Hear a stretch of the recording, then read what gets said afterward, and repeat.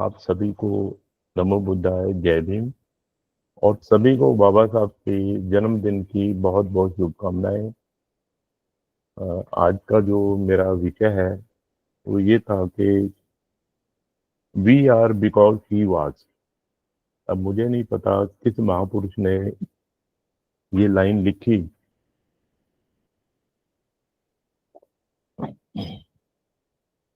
Social media पे मैंने कहीं पढ़ी है, और मैं समझता हूँ कि बाबा साहब को इससे बड़ी कोई श्रद्धांजलि नहीं हो सकती कि हम ये कहें कि बाबा साहब आपकी वजह से हम आज यहाँ हैं।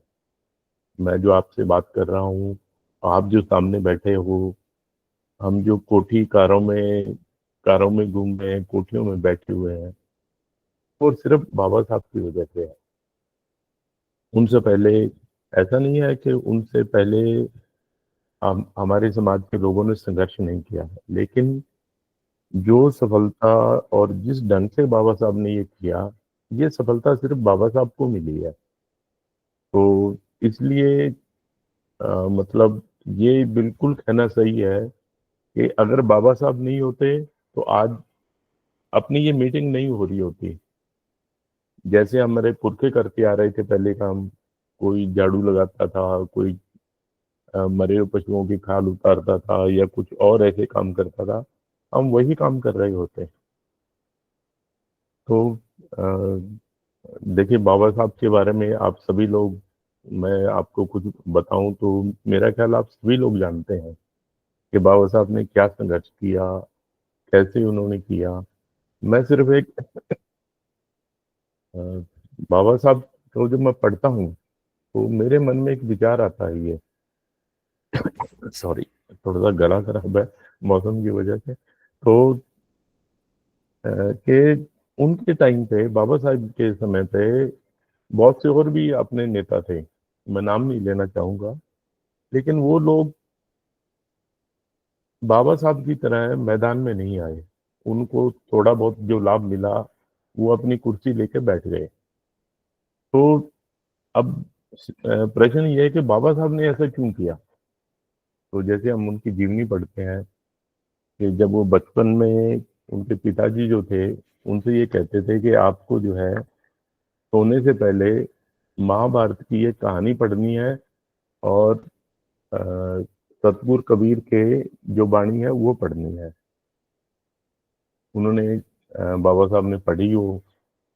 अब महाभारत की जो कहानी है वो एक फिल्टर की हुई कहानी लोगों को बताई जाती है। बाबा साहब ने वही पढ़ी होगी कि धर्म युद्ध था, उसमें जो पांडव थे वो धर्म का पक्ष लिए हुए थे, और कौरव जो है वो अधर्म का पक्ष था। लेकिन जैसे बाबा साहब की उम्र बढ़ी, जैसे समझो मेरी बढ़ी, आपकी बढ़ी, और जब एक्चुअल में हमने महाभारत को पढ़ा, तो उसके बाद फिर आदमी की आंखें खुल जाती हैं कि ये धर्म का युद्ध नहीं था, ये तो दो जुआरी परिवारों की आपस में जुआ खेला था, और उस धन के ही खातिर वो आपस में लड़े थे। तो इसके बारे में बाबा साहब ने फिर लिखा भी है। जो दूसरी वो पढ़ते थे वो थी सतगुरु कबीर की बाणी।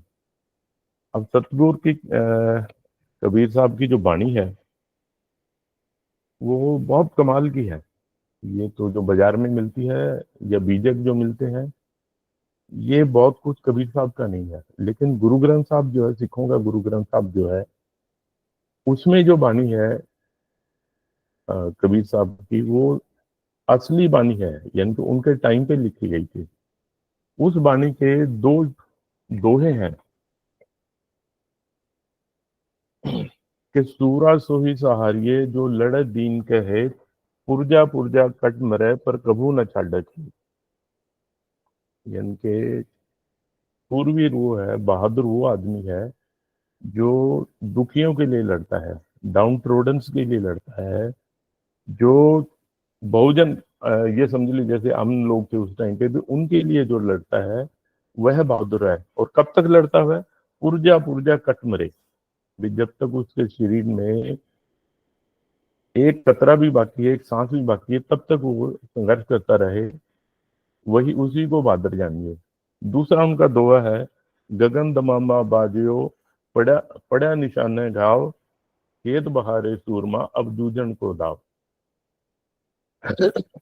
गगन दमामा बाजिया, दमामा होता है वो बड़ी नगाड़ा जिसे बोलते हैं, युद्ध का नगाड़ा है। तो वो कह रहे हैं कि युद्ध का नगाड़ा बज चुका है।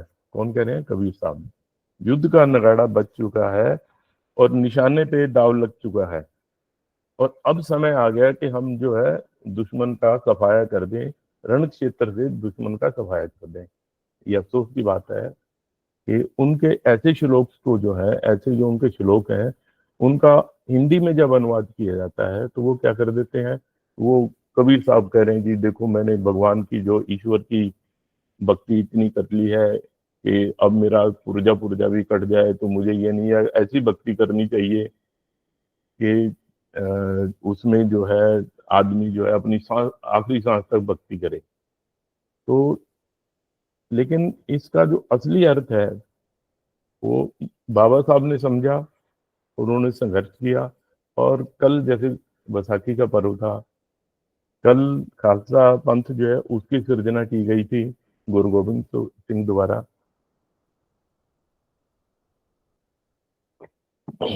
गुरु को मैं जब ये कई बार सिखों से बात करता हूँ थोड़ा वो नाराज हो जाते हैं मुझसे। तो कबीर साहब के ये दो दोहे हैं, इनको ही आधार बना के उन्होंने खालसा फौज की या खालसा पंथ की सृजना की थी। क्योंकि उनकी जो खालसा फौज जो बनाई, ये उसका मकसद दीन धर्म के, दीन का मतलब धर्म नहीं है, जो पिछड़े जो कुचले हुए लोग हैं उनके लिए संघर्ष करना था। अब इसकी जो कुछ खास बातें हैं खालसा फौज की ये वैसाखी के दिन जो हुआ, एक तो उन्होंने वैसाख का महीना चुना। वैसाख के महीने की बौद्धों में क्या महत्व है ये हम सब जानते हैं। उन्होंने वैसाख का महीना चुना। उन्होंने जैसे तथागत बुद्ध ने पहले 5 शिष्य बनाए थे, वैसे ही उन्होंने अपने 5 प्यारे बनाए, 5 शिष्य बनाए।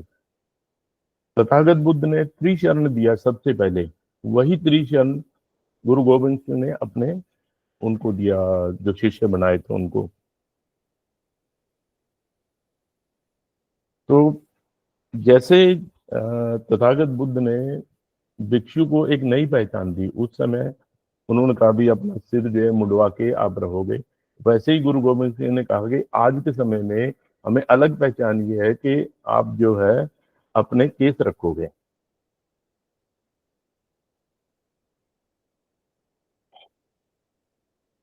तो मैं आज गुरु गोविंद सिंह की बात इसलिए कर रहा हूँ साथ में, क्योंकि उन्होंने कबीर साहब की जो आदेश है वो माने, खालसा पंथ की उन्होंने स्थापना की, और उसमें पांचों के पांचों जो लोग थे वो बहुजन थे जो उनके शिष्य बने पहली बार। और उन्होंने, गुरु गोविंद सिंह ने, देखिए मैं पहले भी आपको पिछली बार बता चुका हूँ, 647 ईस्वी तक भारत पर सिर्फ और सिर्फ बौद्धों का राज था। बौद्धों के सिवा किसी का राज नहीं हुआ। जब से सिंधु सभ्यता बनी है, सिंधु साम्राज्य बना, तब से लेके 647 ईस्वी तक सिर्फ और सिर्फ बौद्धों का राज रहा है। 647 ईस्वी में सम्राट हर्षवर्धन की गई। उसके बाद 810 से लेके 820 तक दिग्विजय का अभियान चलाया शंकर ने, और उसमें बुद्ध धर्म को और बौद्धों का यहाँ से खदेड़ दिया गया। उसके बाद उन्होंने मनुस्मृति लागू की, और मनुस्मृति लागू करके उन्होंने 2 काम हमारे खिलाफ किए, भारतीयों के खिलाफ किए, तो हम मूल भारतीय हैं, हमारे खिलाफ किए। एक तो हम बहुत पढ़े लिखे लोग थे, हमसे उन्होंने कलम छीन ली। दूसरा काम उन्होंने ये किया, हम सम्राट धनानंद के मतलब वंशज हैं, जिन्होंने सिकंदर को यहाँ से भगा दिया था। दुनिया में अकेले वो एक राजा है जिनके सामने सिकंदर की इतनी औकात नहीं हुई कि सामने खड़ा हो जाए। तो जब मनुस्मृति लागू की गई तो हमसे वो तलवार छीन ली गई। ये आदेश दिए गए कि कोई भी बहुजन जो है, शूद्र जो है, मूल भारतीय जो है, वो तलवार, वो हथियार।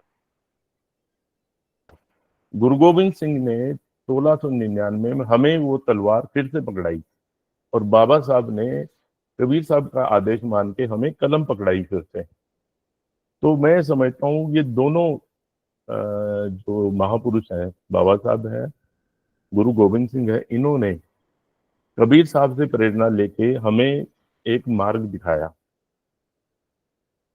और संघर्ष करना जो है, और उसके बाद जो दो इनमें एक और समानताएं हैं, बाबा साहब ने हमें 22 प्रतिज्ञा कराई, और उसमें 22 प्रतिज्ञाओं का निचोड़ ये है कि हम जो है ब्राह्मण धर्म से अलग रहेंगे, उनके किसी भी देव देवता को नहीं मानेंगे, उसके किसी भी कर्मकांड को नहीं मानेंगे। और गुरु गोविंद सिंह ने क्या कहा, जब लग खालसा रहे न्यारा, उसको रूप देऊं मैं सारा, जब गहे वो विपरण की रीत, मैं ना करूं उससे प्रीत। कि जब तक खालसा ब्राह्मण से अलग रहेगा, ब्राह्मण धर्म से अलग रहेगा, उसके कर्म कांड नहीं करेगा, मैं अपना पूरा सम्मान, अपना रूप जो उनको पूरा दूंगा। वो चलेगा, ब्राह्मणवाद की रीत पे चलेगा, मैं ना करूं उससे प्रीत। यही चीज जो है बाबा साहब ने हमें 22 प्रतिज्ञाओं में दी है। तो हमने अपने जो बाबा साहब ने जो संघर्ष किया, ये हमारे पूर्वजों की रीत है। अ, हम जानते हैं, तथागत बुद्ध के जीवन जानते हैं हम, उनका एक बनते उंगली माल के बारे में हम जानते हैं। मेरे मन में कई बार प्रश्न उठता है, तथागत बुद्ध गए, उनको पता था उस टाइम पे उंगली माल जो थे वो हत्यारा, मतलब थे, वो हत्यारे थे समझो उस टाइम में। वो अकेले उनके पास गए, बिना हथियार के गए। तो ऐसा भी तो हो सकता था कि उंगली माल के मन में ये लालच आए भी, एक उंगली और बढ़ जाएगी मेरी, ये जो बंदा आ रहा है इसका सिर उड़ा दूं और एक उंगली बढ़ जाएगी। लेकिन उनमें निडरता थी, तथागत बुद्ध में। उन्होंने जाके उंगली माल को समझाया, उनको सही रास्ता दिखाया, और क्या हुआ कि हत्यारा उंगली माल जो है बनते उंगली माल बनते। यही संघर्ष जो है बाबा साहब ने किया। बाबा साहब ने कहा, ब्राह्मण है या दूसरे जो ऊंची जाति के लोग जो कहे जाते हैं, वैश्य कह लो, क्षत्रिय कह लो, राजपूत कह लो, जो भी आपको, ये दिल से बुरे नहीं है। इनको इनके जो धर्म ग्रंथ हैं वो बुरा बनाते हैं। वो इनको समझाते हैं कि आपने शूद्र के साथ घृणा करनी है। तो बाबा साहब ने कहा कि अगर आपने अछूतपन को समाप्त करना है तो आपको इनके जो धर्म ग्रंथ हैं उनको बारूद से उड़ाना पड़ेगा। यही चीज गुरु गोविंद सिंह कह रहे हैं कि विपरण की रीत से आपको अलग हटना पड़ेगा। तो बाबा साहब ने संविधान बना दिया, संघर्ष किया बाबा साहब ने। बाबा साहब ने कभी भी पहला जो उनका सत्याग्रह था, महाड़ आंदोलन जिसे हम बोलते हैं पानी के लिए, उसमें जरूर उनके साथ जो है वहां भी हिंसा बाबा साहब ने नहीं की, सामने वाले लोगों ने उन पर पत्थर बरसाए। लेकिन उसके बाद उन्होंने जितने भी संघर्ष किया है, जहां भी किया है, वो सिर्फ अपने कलम के दम पे किया है, अपने दिमाग से किया है। साहब काशीराम को आप देख लो, एक बड़ी, मतलब ये जिसे हम क्या कहें कि एक बहुत कमाल की चीज है हमारे लोगों ने ये।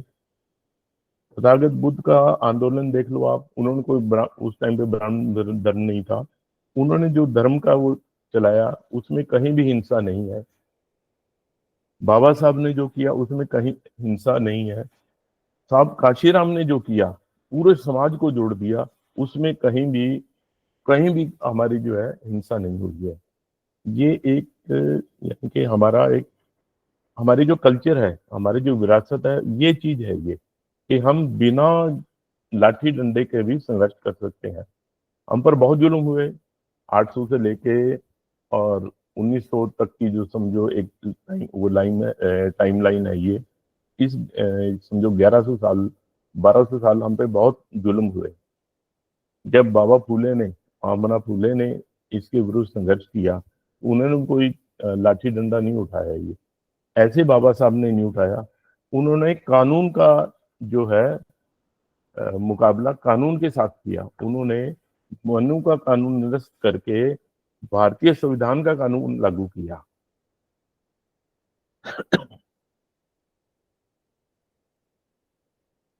अब बाबा साहब ने जो किया आप सभी जानते हैं, मैं दोहराना नहीं चाहूंगा। एक बात जो मेरे मन में उठती है, बाबा साहब ने इतना संघर्ष किया लेकिन वो सफल क्यों नहीं हो पाए? उनका जो मिशन है वो सफल क्यों नहीं हो पाया?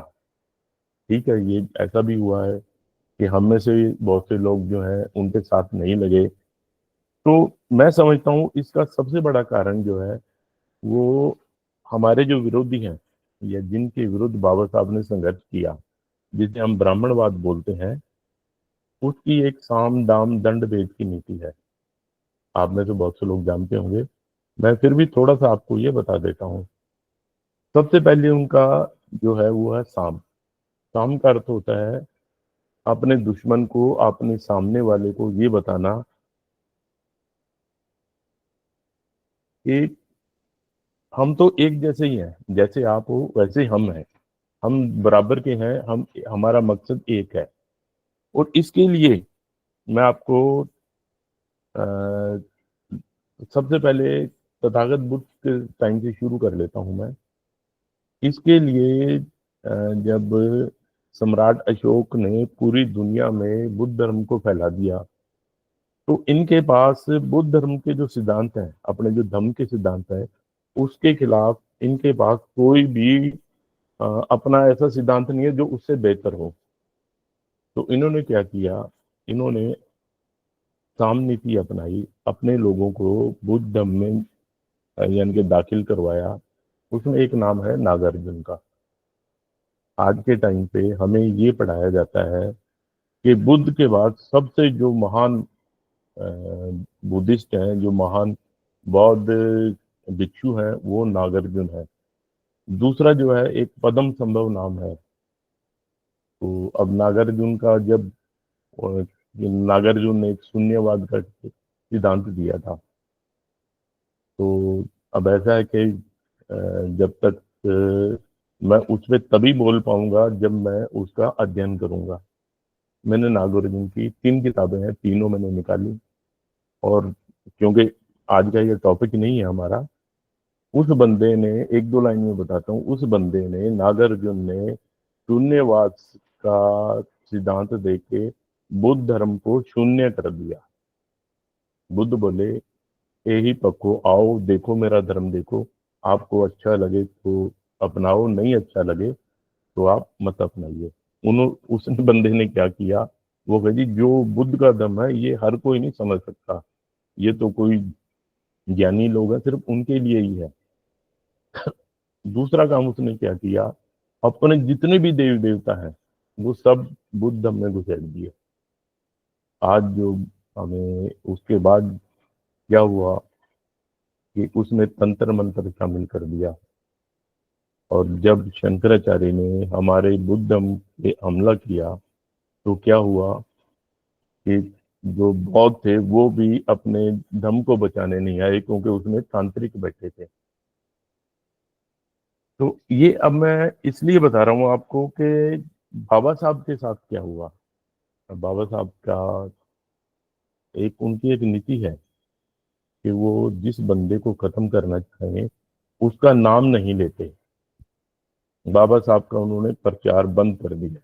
1900 आप ये लगा लिए 65-66 के बाद जैसे आरपीआई खत्म हुई, उन्होंने बाबा साहब का नाम लेना ही छोड़ दिया। किसी अखबार में कहीं भी जब साहब कांशीराम ने, उस टाइम हम छोटे थे, सन 84 के आसपास की बात है, 25-27 साल की उम्र थी। तो उस टाइम पे जब किसी अखबार में बाबा साहब का नाम छपता था हम भागे जाते थे, अरे बाबा साहब का नाम छपा इस अखबार में, इस मैगजीन में, अब लेके आते थे। आज क्या है कि आज बाबा साहब के नाम के बिना कोई अखबार ही नहीं छपता ये टाइम में। तो उस टाइम पे जब साहब कांशीराम ने ये मूवमेंट स्टार्ट की तो इन्होंने एक साम नीति अपनाई बाबा साहब से। उन्होंने क्या किया, गवर्नमेंट ऑफ महाराष्ट्र से कहा कि आप बाबा साहब के वॉल्यूम छापिए। वॉल्यूम छपे, इंग्लिश में छपे, उसमें आम तौर पे उन्होंने रीप्रिंट किए, जो भी बाबा साहब की किताबें थी वो रीप्रिंट कर दी, उसमें कहीं भी उन्होंने गड़बड़ नहीं की। उसके बाद उन्होंने क्या किया, वो बोले कि इसका ना हिंदी में अनुवाद करो। और जब हिंदी में अनुवाद किया तो हिंदी, क्योंकि आमतौर पे मतलब मैं गलत नहीं कहना चाह रहा, कि जो इंग्लिश पढ़े लिखे लोग होते हैं आमतौर पे वो अच्छी पढ़े मतलब उसमें होते हैं, लेकिन जो हिंदी है वो आम आदमी भी पढ़ लेता है। तो उन्होंने जब वो हिंदी में वॉल्यूम छापे तो उसमें उन्होंने गड़बड़ शुरू कर दी। सबसे पहली गड़बड़ क्या की कि बाबा साहब ने लिखा व्हेन बुद्धा वाज बॉर्न, तो जब बुद्ध का जन्म हुआ। उन्होंने ये भी नहीं किया जब बुद्ध ने जन्म लिया, वो कहते हैं जब बुद्ध का जन्म हुआ। और हिंदी में उनका अनुवाद क्या किया, जब बुद्ध अवतरित हुए। मुझे बहुत दुख है उसमें हमेशा वो क्या नाम है, एक थे, नाम मेरे को ध्यान नहीं आ रहा, बहुत अच्छे आर्टिकल आते थे उनके अखबारों में भी। ऐसे पढ़े लिखे लोग उस संपादक बोर्ड में शामिल है, संपादकीय बोर्ड जो उसमें शामिल है, उसके बावजूद बाबा साहब की जो हिंदी में जो अनुवाद किया गया उसमें ऐसी बहुत ज्यादा गलतियां जानबूझ के की गई। फिर जब हिंदी में उनका बुद्धा एंड धम्मा का जब हिंदी में अनुवाद छपा तो उसकी जो आमुख, जो शुरू में जो मंत्री था उनका, उसने जो अपनी तरफ से बयान लिखे उसमें ये लिखा कि बुद्ध विष्णु के 9वें अवतार हैं। अब आप ये देखिए, ये उनकी सामनीति है। आज हमें नहीं पता लग रहा है ये, कुछ लोग हम में से इनको पता भी नहीं है भी ऐसा कुछ हो गया है। उसके बाद उन्होंने क्या किया, उन्होंने बाबा साहब के नाम से एक पाली डिक्शनरी छाप दी। हम सब, बहुत से लोग जो है ना खुशी से मतलब उछल रहे थे ऐसे कि लो जी, बाबा साहब तो पाली के इतने बड़े विद्वान थे, उन्होंने डिक्शनरी लिख दी। लेकिन मैं तो बुद्ध का चेला हूँ। उनका एक वो, जिसे वो ब्रह्म जाल सूत्र कहते हैं, वो मैं उसको भरम जाल सूत्र कहता हूँ, कि उसमें वो भरम तोड़ने की वो बात करते हैं। तो बुद्ध कहते हैं जब तक आप उसको सबूत नहीं हो इतने इस चीज को मत मानो। तो जब ये डिक्शनरी आई तो मैंने उसको पढ़ा, तो उसमें क्या लिखा हुआ है, निर्वाण का, निर्वाण का अर्थ है मोक्ष। अब आज वो चुप करके ही ऐसी 5 7 10 20 गलतियां उन्होंने बाबा साहब की किताबों में कर दी। हम चुप करके बैठे हैं, वो भी चुप करके बैठे हैं। 50 साल बाद, 100 साल के बाद फिर वो, जब हमारे बेटे पोते पड़पोते होंगे, क्योंकि संघर्ष तो चलना ही है। ये जो 12 साल 1200 साल की गुलामी है, ये इतनी जल्दी खत्म नहीं होगी। जब वो हम नहीं रहेंगे उस टाइम पे हमारे बच्चे होंगे, वो कहेंगे अरे कैसे आपके बाबा साहब थे, ये देखो इधर तो लिखा हुआ है, बुद्धा एंड द में लिखा हुआ है कि मोक्ष अलग है, निर्वाण अलग है, और इधर देखो उन्होंने डिक्शनरी लिखी उसमें ये लिख रखा है। उनके पास इसका जवाब नहीं होगा। उधर कहेंगे बुद्धावाद बौरन लिखा है, इधर देखो उन्होंने लिख रखा है उन्होंने अवतार लिया था, और वो अवतार का खंडन कर रहे हैं। यही चीजें नागार्जुन ने अपने समय में शायद 400 या 500 ईस्वी में कभी उसने बुद्ध धर्म के जो सिद्धांत है उनके साथ किया था। उसका जो दूसरा दोस्त था पदम संभव, उसने उसमें तंत्रवाद ये घुसेट दिया। और राहुल शंकर दिन जैसा बंदा क्या कह रहा है, वो तांत्रिक बुद्धिज्म। अरे भैया, आपने तो विनय पिटक का अनुवाद किया है। विनय पिटक का पहला ही नियम ये है, जो भिक्षु अलौकिकता की बात करे, मैथुन करे, हत्या करे, उसे संघ से परमानेंटली निकाल दिया जाए। और आप क्या कह रहे हो कि ये तांत्रिक, भाई बुद्धिज्म, भाई जो आदमी तंत्र मंत्र को मानेगा, जो भिक्षु तंत्रवाद को मानेगा, क्या वो भिक्षु हो सकता है? और वो, लेकिन वो अपना नाम दे रहे हैं ये तांत्रिक बुद्धिज्म। तो ये बाबा साहब के साथ किया जा रहा है आज। अ, उसमें एक ये आरएसएस वाले, उन्होंने भी आज जन्मदिन मनाया होगा। इधर जो है अपने सावरकर की फोटो लगाई होगी, इधर बाबा साहब की लगाई होगी। तो जो हमारे समाज के सभी लोग पढ़े लिखे नहीं है, सभी इस चीज को नहीं समझते, लेकिन उनको जो देखते हैं उनको ये लगेगा हाँ भाई, ये जो इनके जो सावरकर हैं और हमारे बाबा साहब हैं, ये भाई एक ही जगह फोटो लगी हुई है, तो ये दोनों एक जैसे हैं।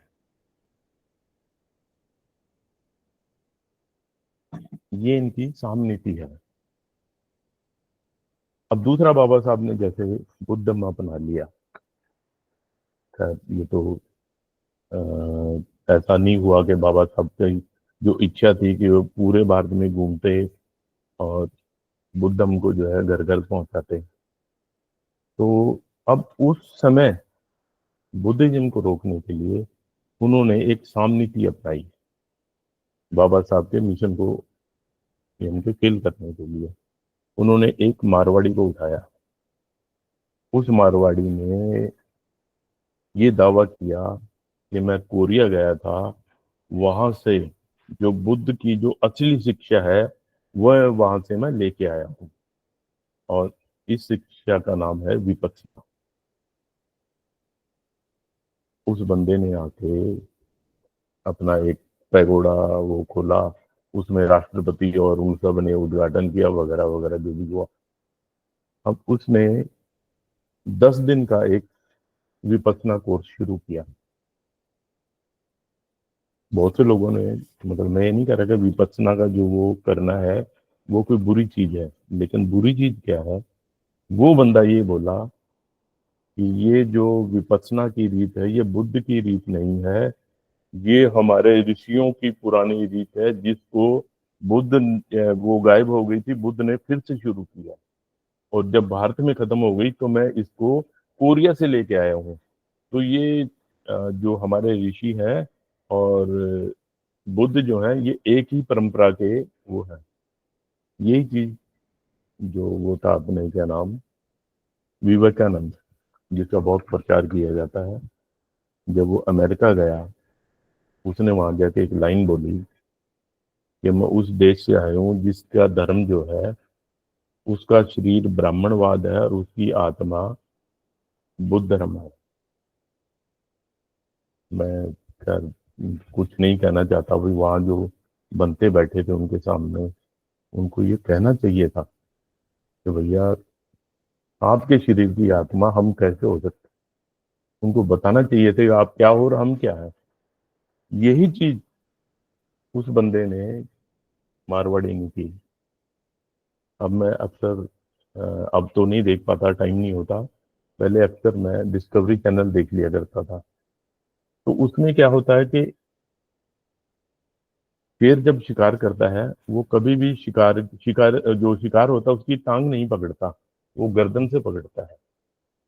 इस मारवाड़ी ने क्या किया, हमारे जो आईपीएस हैं, आईएएस हैं, जो उच्च अधिकारी हैं ऐसे, जो टेंशन में, क्योंकि काम का इतना टेंशन होता है उनके पास, उनको अपनी उसमें विपස්සना में बुलाया। और जब वो लोग चले जाते हैं वहां पर, तो मेरे जैसे कुलदीप कुमार है उनको उनके पीछे जाना होता है। हम कहते हैं यार हमारे वो साहब गए हैं तो हम भी चले वहां पर।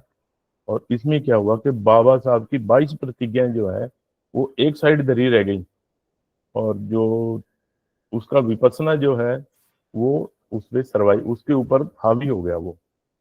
अब बहुत सी जगह ऐसा हो रहा है कि जब ये त्रिशरण की बात आती है, जिसे हम घर वापसी कहते हैं या धर्म परिवर्तन कहते हैं, वहां पर 22 प्रतिज्ञा नहीं दी जाती। वो कहते नहीं नहीं, इनका बुद्ध धर्म से कोई लेना देना नहीं है। ये चीज हो गई है।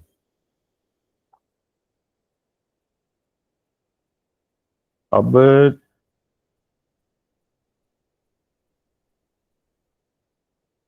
ये इनकी जो रीत है, ये शाम की जो नीति है, ये जब कबीर साहब ने अपने समय में जो भी समझा होगा 1400-1500 में, जब उन्होंने ब्राह्मणवाद के विरुद्ध क्रांति शुरू की, तो आज के जो उनके लेखक हैं उन्होंने उस पर ठप्पा लगा दिया, ये क्रांति नहीं थी, ये भक्ति आंदोलन था।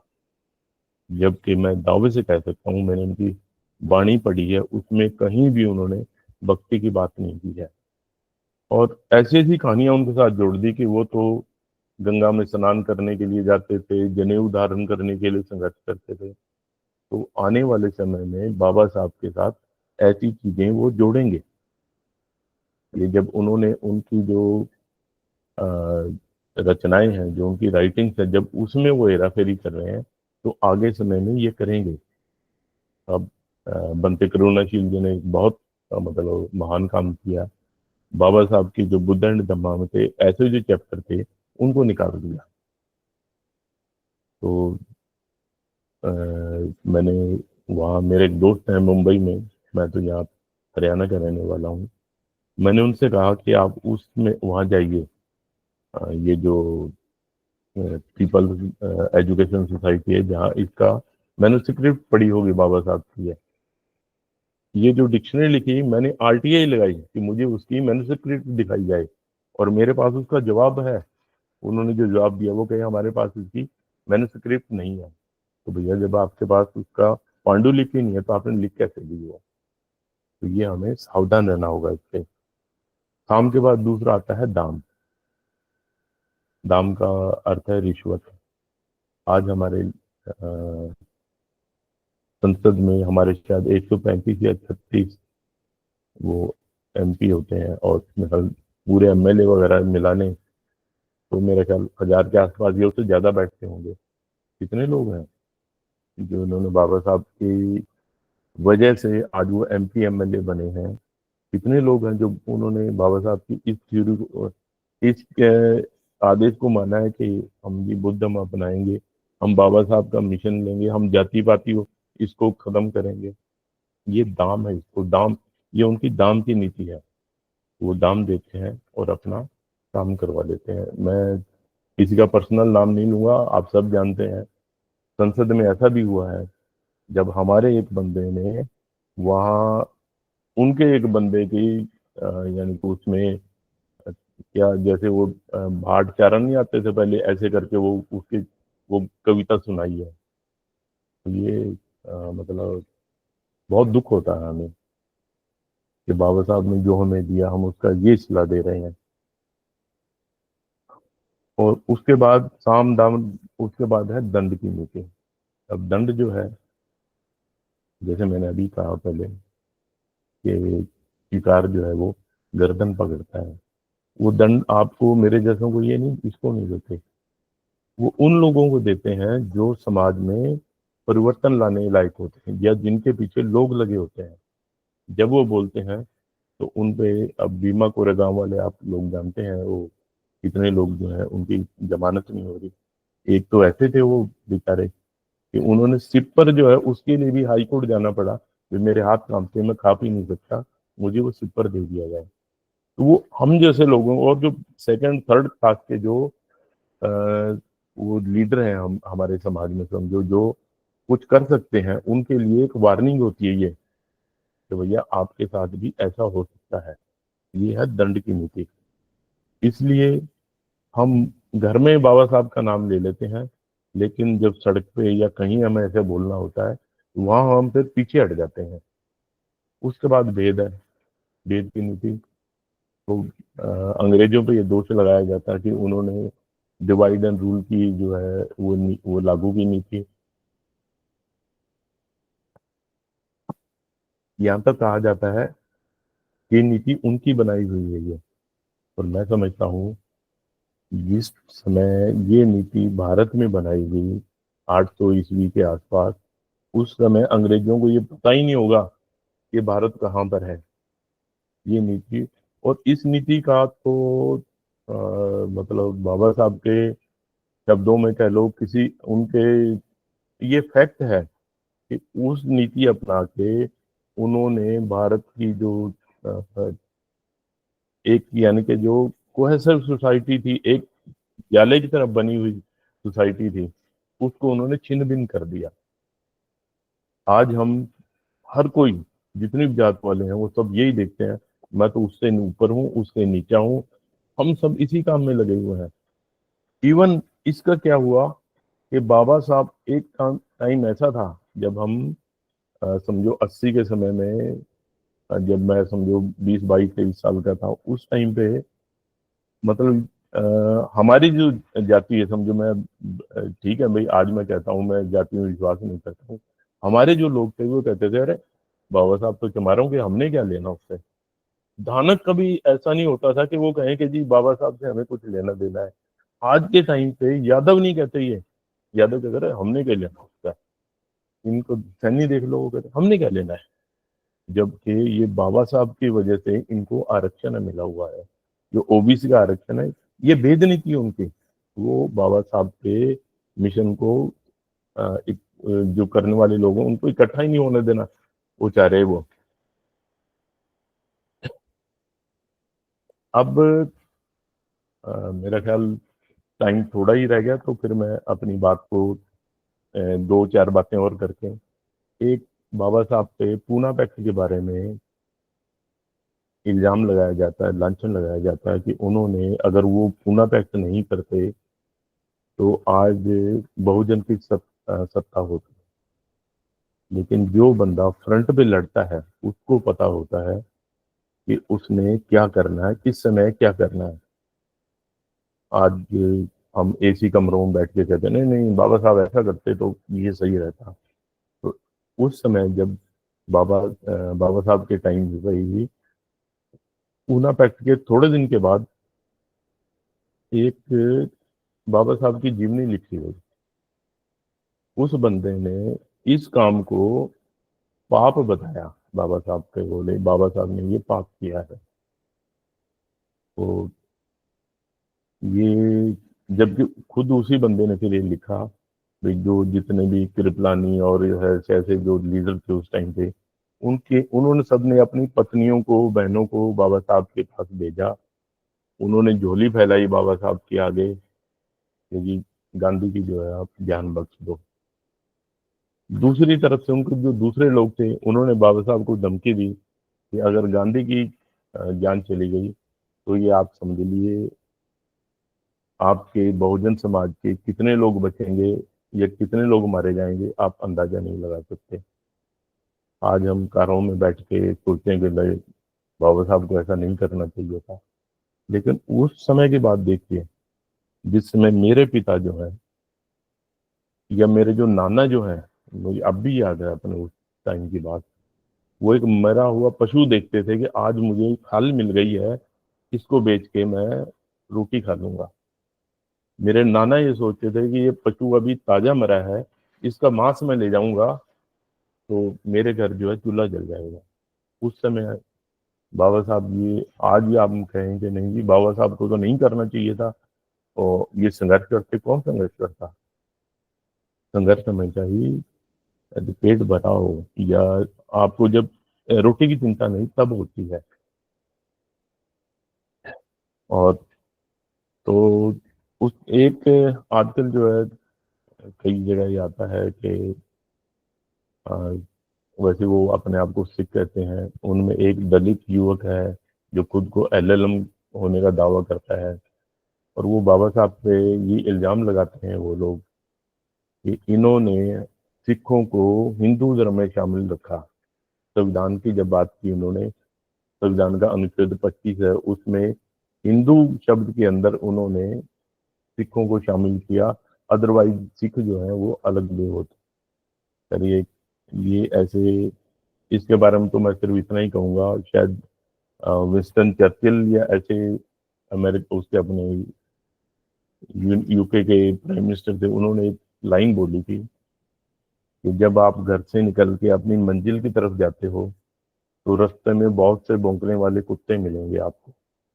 अगर आप हर कुत्ते के को पत्थर उठा के हर कुत्ते के मारने लगोगे तो मंजिल तक नहीं पहुंचोगे, आप पत्थर मारते ही रह जाओगे। तो इन लोगों को ऐसा जवाब, और अंत में बाबा साहब के 3 आदेश हैं: एजुकेट, एजुकेट, ऑर्गेनाइज। एजुकेशन का मतलब हमने सिर्फ इतना ही कर दिया है कि अपने बच्चों को पढ़ाओ, किसी को डॉक्टर बना दो, इंजीनियर बना दो। अब पीछे हम पिछले संडे हम गए थे वहां पर अग्रोहा, कितने लोग हैं उन जिनको ये अपना इतिहास पता है, ये इस बात का दुख हुआ हो कि ये हमारी विरासत है, ये हमारे सम्राट अशोक की बनाई हुई जगह है। लेकिन हम डॉक्टर बन गए, इंजीनियर बन गए, इसमें शिक्षित होना चाह रहे हैं। दूसरा उनका एजुकेट, वेस्ट का मैंने बता दिया आपको भी कैसे कबीर साहब ने किया, कैसे बाबा साहब ने किया। और तीसरा है ऑर्गेनाइज, संगठित बनो। ये सबसे बड़ा मुझे इस बात का दुख होता है कि हमने संगठन नहीं, हम संगठित नहीं हुए, हमने संगठन बनाए हैं। और मेरा ख्याल आज के टाइम पे पूरी दुनिया में सबसे ज्यादा संगठन बहुजनों के हैं। जहाँ दो बहुजन इकट्ठे होते हैं, अपना संगठन बना के बैठ जाते हैं, एक प्रधान बन जाता है, दूसरा जनरल सेक्रेटरी बन जाता है। इवन आज मेरा ख्याल बड़ा शहर कोई लगा लो, दिल्ली लगा लो या गुड़गांव लगा लो, वहां पर ये सभी लोग इकट्ठे होकर बाबा साहब की जयंती तक नहीं मनाई होगी। ये सभी लोग अपनी अपनी डफली बजा रहे होंगे, कोई किसी के साथ, कोई किसी के साथ। तो बाकी मैं बनते जी से प्रार्थना जरूर करूंगा, करुणाशील बनते जी जो है, तो आपकी बहुत मतलब वो है, जान पहचान है, आप बहुत दुनिया में ही माने जाते हो। कुछ ऐसा करिए भी हमारा एक संगठन बने, जैसे सिखों का एसजीपीसी है, ब्राह्मणों का आरएसएस है, ऐसा कुछ बौद्धों का, बहुजनों का एक संगठन हो। वही वहीं से आदेश हो। अब आरएसएस आदेश देता है आज के दिन आपने क्या विष्णु इसको गणेश को दूध पिलाना है, पूरे मंदिरों में वो आदेश जाता है और वो सभी दूध पिलाने लग जाते हैं। कुछ ऐसा मतलब हमारा एक संगठन होना चाहिए कि सिर्फ वही काम करे और हम सब एक ही संगठन में, एक ही परिवार के लोग बन के बाबा साहब के मिशन को आगे ले जाएं। इसके साथ ही मैं अपने शब्दों को विराम देता हूँ। जय भीम, नमो बुद्धाय।